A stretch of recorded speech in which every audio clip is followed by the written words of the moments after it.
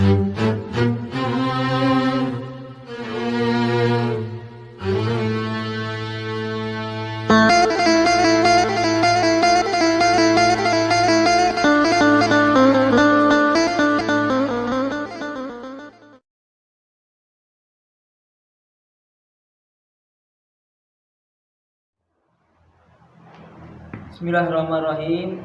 Assalamualaikum warahmatullahi wabarakatuh. Alhamdulillahilladzi arsala rasulahu bil huda wa dinil haqq liyudhhirahu ala dini kulli walau karihal kafirun wa kafa billahi syahida.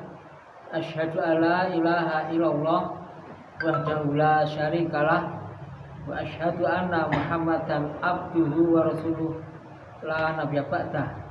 Allahumma sholli wa sallim wa barik ala Muhammad wa ala alihi wa ashabihi ajmain. Al-Fatihu. Ayyubadallah. Alhamdulillah, kesempatan di malam hari ini kita masih diberi kekuatan oleh Allah SWT untuk tetap istiqomah di dalam kegiatan kita dalam rangka untuk mencari ilmu atau thalabul ilmi. Mari kita lanjutkan untuk pembahasan dari kitab Riyadhus Shalihin. Kita masih di bab yang ke-34, bab wasiat berbuat baik kepada kaum wanita. Hadis yang ke-280. Ana Abu Hurairah radhiyallahu anhu, dari Abu Hurairah mudah-mudahan Allah ridhonya, qala, beliau berkata, qala Rasulullah sallallahu alaihi wasallam, Rasulullah SAW bersabda, la yafraq, janganlah membenci mukminun, seorang mukmin, mukminatin, terhadap seorang mukminah, in jika kariha, dia membenci minha darinya, hulukon, suatu akhlak atau suatu perangai, rodia, dia akan menyukai minha darinya akhara, yang lain atau akhlak yang lain, atau kola, beliau bersabda, ghairahu, selainnya. Rawahu Muslim, meriwayatkannya Imam Muslim.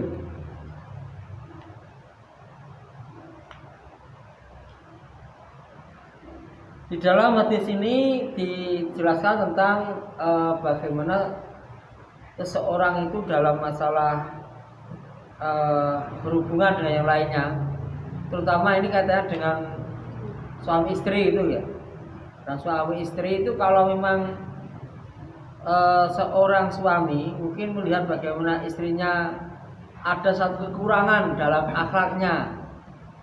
Nah, satu hal kekurangan akhlaknya ini.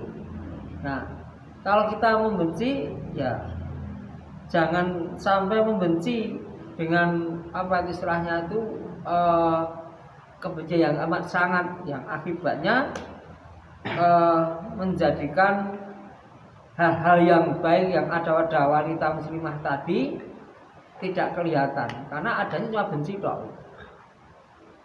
Padahal seseorang itu mungkin di sisi lain dia punya kekurangan, di lainnya lagi dia punya kelebihan. Nah, sehingga di sini Nabi SAW menyatakan, ya, jika dia tidak suka terhadap salah satu akhlaknya, niscaya dia akan menyukai akhlak yang lain. Nah, mungkin kalau umpamanya ya, contohnya saja sebagai gambaran, wah bojoku janis ayu. Nah, resikan ya resikan, ini bolos ini loh. Nah, kan masih ada pilihannya, resikan, ayu, ini juga apa itu bisa hal yang, tapi borosnya itu yang tidak menyenangkan. Atau sebaliknya, nah, gua bojoku pinter ngelola duit ini sayang. Nah, sayang apa? Wonge kemproh. Nah, itu kan jadi akhlak yang tidak baik juga, kemproh itu. Ini kalau sedikit saja sudah dikit-dikit muncul kejelekan langsung langsung dibenci. Nah, ini jangan-jangan tidak menjadikan baik, tetapi malah menjadikan patah. Bagaimana dalam hadis yang kemarin dijelaskan ya. Memang wanita sebenarnya kan bengkok. Kalau kita meluruskannya dalam keadaan tergesa-gesa dengan keras itu ya akan patah. Lebih baik ya cara meluruskannya dengan cara yang berhati-hati. Nah, kalau kita lihat di catatan kaki di sini, yafrik dengan ya di fathah, wa disukun dan ro yang di fathah, maknanya membenci. Dikatakan farikatil mar'atu zaujaha, berarti istri membenci suaminya. Dan farikaha zaujuha, berarti suaminya membencinya. Farikaha dengan ro di kasroh dan yafrofuha dengan ro di fathah, artinya membenci. Wallahu a'lam. Nah, ini hanya keterangan tentang dari segi kebahasaan, ya, pengertian dalam bahasa Arab seperti itu. Kita kembali lagi pada masalah ini ya. Maka kita bisa menyangkutkan dengan hadis yang lain bahwasanya Rasulullah SAW itu pernah menyabdakan, ya, cintailah sesuatu yang kau cinta itu apa adanya, ya, secara sewajarnya saja. Karena apa? Boleh jadi nanti suatu ketika dia akan menjadi kebencianmu, atau sebaliknya, bencilah sesuatu yang kau benci itu sewajarnya saja, karena boleh jadi nanti dia akan menjadi orang yang kau cintai, atau menjadi sesuatu yang kau cintai. Jadi ya dalam membenci atau mencinta itu ya secara proporsional saja, jangan terlalu berlebihan. Ya, bahkan orang Jawa itu pernah membuat satu ungkapan ya, wong gedeng nyanding. Nah, gedeng nyanding artinya ya, wah rumasane gedeng itu tenanan, ya, merasa bencinya bukan main, akhirnya malah jadi sandingannya, jadi istrinya, jadi suaminya. Maka ini sebenarnya Rasulullah SAW pernah memberikan rambu-rambu supaya kita ini jangan terlalu berlebihan dalam membenci sesuatu. Kita tambah lagi dengan satu hadis nih, yang ke-291 dari Amr bin Al-Ahwas Al-Jushami radhiyallahu anhu, bahwa beliau mendengar Nabi SAW bersabda pada waktu Haji Wada, setelah memuji Allah Ta'ala dan menyanjungnya, serta setelah memberi peringatan dan memberi nasihat, beliau bersabda, ala wastausu binisa khairan. Ala, perhatikanlah, wastausu, dan hendaklah kalian itu berwasiat binisai, dengan wanita itu khairan, dengan yang baik. Fa'inama, maksudnya tiada lain, guna mereka para wanita itu awanin indakum. Awanin itu satu awanin itu tawanan di sisi kalian, indakum di sisi kalian. Laisa tamlikuna, nah, laisa tamlikuna, tidak memiliki, minhuna, dari mereka itu, dari wanita-wanita tadi, tidak memiliki. Jadi kalian tidak memiliki dari wanita-wanita itu minhuna syai'an, sedikit pun, ghairu dzalika, kecuali ini, kecuali dzalika itu illa, kecuali an, bahwasanya yaktina, mereka datang atau mengerjakan bifahishatin dengan perbuatan yang keji mubayyinah, perbuatan yang nyata. Fahisah itu sebenarnya secara istilah itu sudah mengarah kepada perbuatan zina itu ya. Fahisah itu sebenarnya zina. Jadi fahishatan mubayyinatin itu artinya zina. Tapi biasanya kalau di terjemahan bahasa Indonesia itu dihaluskan perbuatan keji gitu loh. Karena sebenarnya yang dimaksud adalah perbuatan zina yang terang-terangan. Fa'in maka jika fa'alna mereka berbuat yang demikian itu, fahjuruhunna, ya, maka pisahilah mereka fil madhaji'i dari tempat tidur, pisah ranjang istilahnya. Wadribuhunna dan pukullah mereka dorban dengan satu pukulan ghaira mubarrihin, ya, pukulan yang ghaira mubarrihin, yang tidak melukai.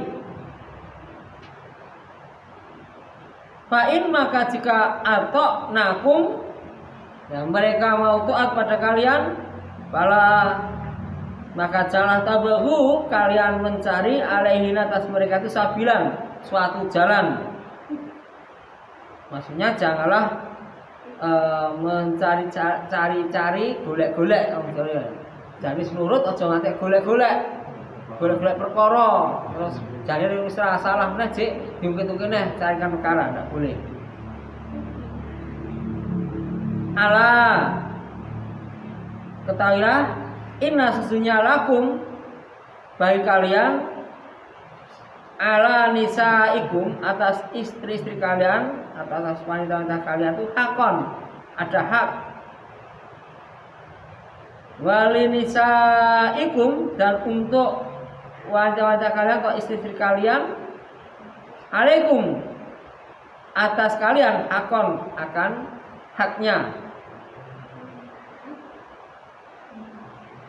Fahak hukum maka hak mereka alaihina menjadi fahak hukum maka hak kalian alaihina menjadi kewajiban atas mereka. Allah yutikna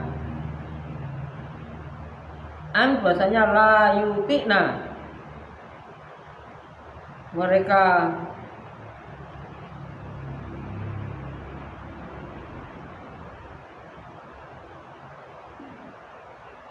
mereka mampu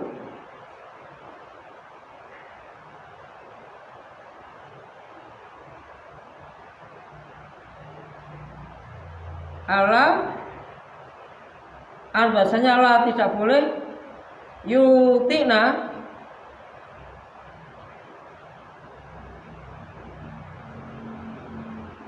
mereka memasukkan atau persilahkan masuk gitu ya,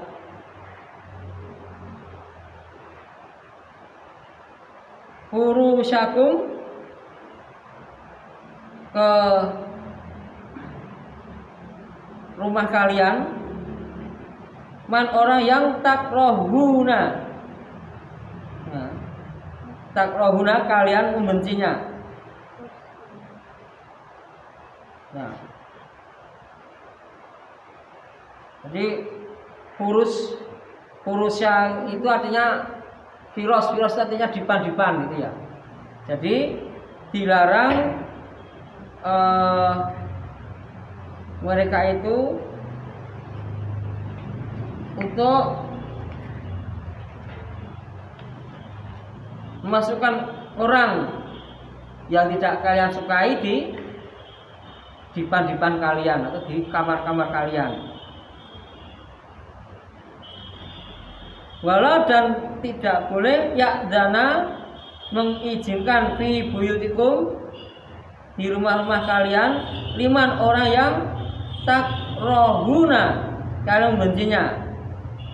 Ala ketahuilah wa haqquhuna dan hak mereka alaikum yang jadi kewajiban atas kalian an bahasanya tuhsinu kalian perbaiki ilaihina kepada mereka, fi kiswatihina di dalam pakaian mereka, wa ta'amihina dan makanan mereka.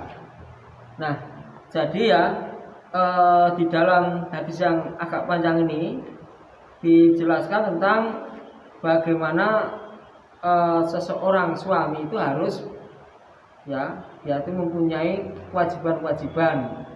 Di antara kewajibannya adalah hendaknya dia mau berwasiat atau berpesan yang baik untuk kaum wanita. Karena apa? Karena mereka, para wanita itu adalah bagikan tawanan-tawanan di sisi kaum laki-laki.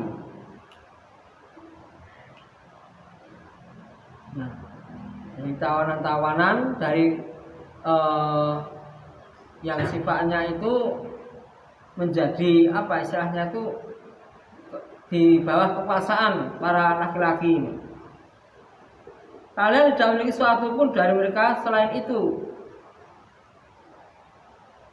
Ya, jadi tidak punya kekuasaan untuk berbuat apa-apa terhadap tawanan itu ya, terhadap istri tadi, kecuali kalau si istri itu berbuat dengan perbuatan fahisyah, kekejian, maksudnya perzinaan yang memiliki bukti, ada buktinya, kalau mungkin itu saksi, ada saksinya 4 orang.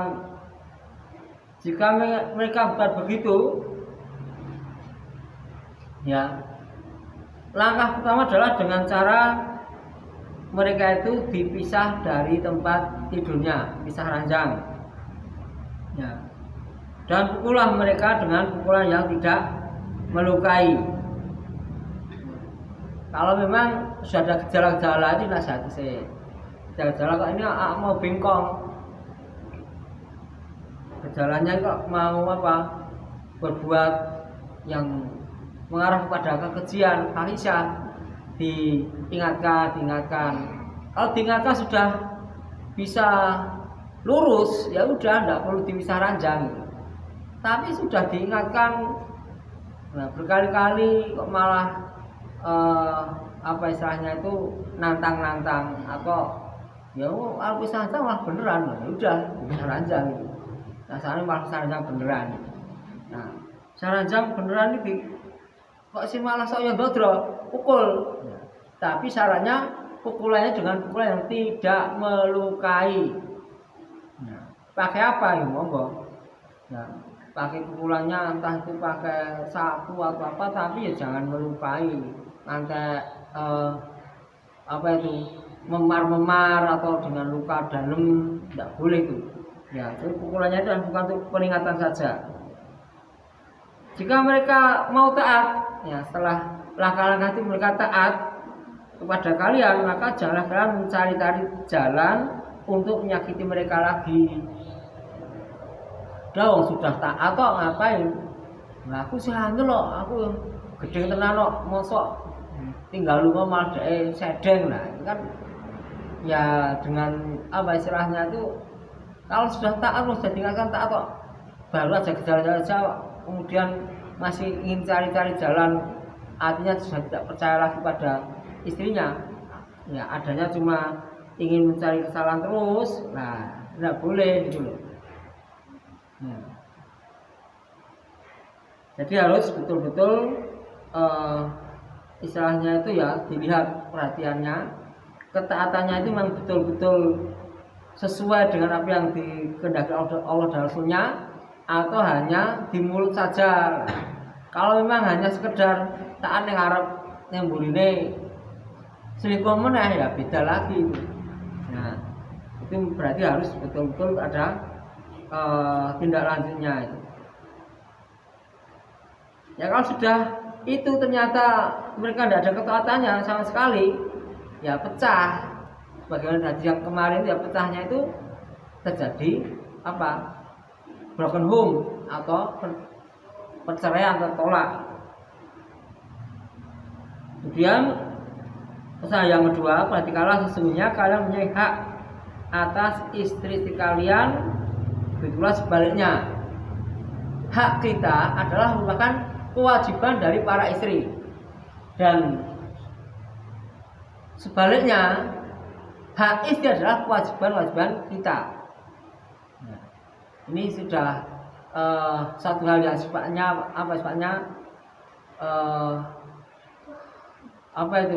imbal balik. Ya. Kalau kita ingin mendapatkan hak kita dari istri kita, ya hendaknya kita tunaikan kewajiban kita terhadap istri kita. Apa? Memberi nafkah, memberi makan, memberi pakaian itu. Nanti istri akan memberikan hak-hak kita yang merupakan kewajiban istri, melayani kita dengan baik, masak untuk kita, ya kalau ngurus rumah tangga kita dan seterusnya. Hak kalian atas mereka adalah mereka tidak boleh memasukkan orang yang tidak kalian sukai ke dalam kamar-kamar kalian. Kamar itu adalah milik suami istri berdua. Sudah, kok ndelalah enek wong liya direbok kene kamar kan itu sudah hal yang sudah penyelewengan yang luar biasanya. Karena apa? Karena ini merupakan haknya si suami. Ya omahku aja ngantek kamarku, sesuatu yang paling privasi gitu. Jangan sampai pakai untuk nyusul budas-budus wong liya. Kemudian juga mengenai rumah. Juga mereka tidak boleh masukkan orang yang tidak kalian sukai ke dalam rumah-rumah kalian. Lagi anu iki sepupuku ya sepupumu. Ini aku rasa akhlaknya dhek ngene-ngene. Karena sepupu itu bukan mahram. Kan bisa bahaya nanti.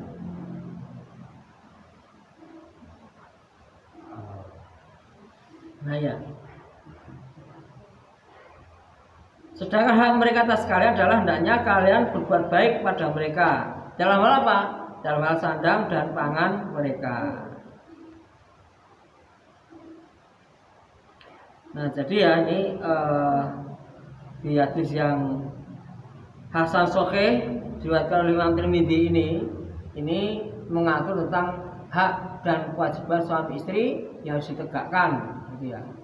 Kalau terjadi nusus di antara mereka, ya itu pertama dinasihati dulu dengan nasihat yang baik. Kalau tidak mau, baru dipisah ranjang. Kalau tidak mau, baru dipukul. Alternatif terakhir baru cerai. Kalau memang sudah tidak bisa didandani gitu loh. Tapi kalau masih bisa didandani, masih mau taat, ya jangan sampai jadi perceraian. Ya saya kira ini untuk malam hari ini mudah-mudahan dengan bacaan dari dua hadis tadi bisa menjadikan tambahnya pengetahuan kita dan keimanan kita, dan mudah-mudahan kita dibimbing diarahkan oleh Allah SWT pada jalan yang lurus yang diridainya hingga akhirnya pada putusnya kita nanti dalam keadaan husnul khotimah. Amin amin. Aku qoulana wassalamualaikum warahmatullahi wabarakatuh.